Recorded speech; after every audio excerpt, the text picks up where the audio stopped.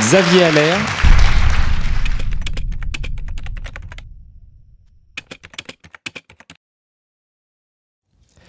Imaginons un matériau qui serait constitué d'une multitude de petites cavités. Imaginons maintenant que nous puissions diminuer la taille de ces cavités tout en augmentant leur nombre de façon à conserver le volume total qu'elles occupent. À votre avis, quelle sera l'influence sur le comportement mécanique global de ce matériau? Sera-t-il plus souple ou sera-t-il plus rigide? Et que se passe-t-il si nous continuons à diminuer la taille des cavités jusqu'à atteindre des tailles très petites, de l'ordre de quelques atomes? Vous demandez certainement ce qui peut motiver une telle question. Eh bien, le combustible des réacteurs nucléaires, le dioxyde d'uranium irradié, est un matériau qui contient deux populations de cavités, remplies par des gaz de fission. Des cavités sphériques, dont la taille est de l'ordre du nanomètre, ainsi que des cavités de forme lenticulaire, dont la taille varie de quelques dizaines à quelques centaines de nanomètres. Lors de situations accidentelles, ce combustible peut être fortement sollicité, notamment lors d'accidents dits de réactivité. Ces accidents où l'on observe une augmentation très rapide de la puissance générée par les réactions de fission peut mener à la dégradation du combustible et à la dispersion de matières radioactives dans l'environnement.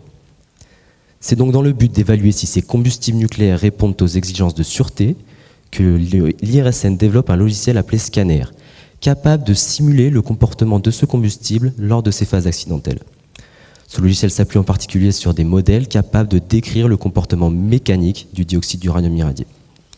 C'est donc dans ce cadre que s'inscrit ma thèse, dont l'objectif est de développer un modèle mathématique permettant de décrire le comportement mécanique global de ce matériau nanoporeux. Ce modèle doit être capable de tenir compte de la quantité de cavités, de leur forme, de la pression qu'exercent les gaz qu'elle contient, et surtout de leur taille nanométrique. Alors maintenant que nous sommes un peu éclairés sur la légitimité de la question, essayons d'y apporter quelques éléments de réponse. Et pour cela, c'est à l'échelle des atomes qu'il faut regarder. En effet, les atomes situés à proximité des surfaces entre les cavités et la matrice de dioxyde d'uranium sont dans un environnement local différent de ceux situés plus loin dans la matière. Donc localement, à proximité de ces cavités, le matériau se comporte différemment. Il est plus rigide. Et lorsque le nombre de cavités est très important et que leur taille est très petite, de l'ordre de quelques atomes, la surface entre ces cavités et la matrice de dioxyde d'uranium est si importante que le comportement mécanique global peut être fortement rigidifié.